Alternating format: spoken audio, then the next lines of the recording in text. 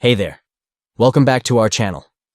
Today we're going to be showing you how to view comments on carousels you've made by date on Instagram on your PC with the new update. So let's get started. First, open your Instagram account on your PC.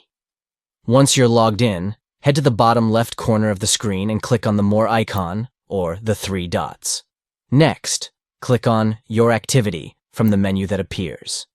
This will take you to a new page where you can see all of your interactions on Instagram.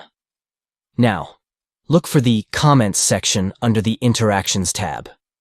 Here, you'll find all the carousels you have commented on. To narrow down your search, click on Sort and Filter. In the Sort and Filter menu, enter the start date and end date for the period of the carousels you want to view comments on. This will help you easily find the specific carousels you're looking for based on the date range. And that's it.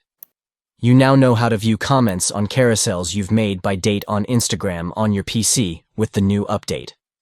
We hope this tutorial was helpful for you. If you have any questions, feel free to leave them in the comments below. Thanks for watching, and don't forget to like and subscribe for more tips and tricks on social media.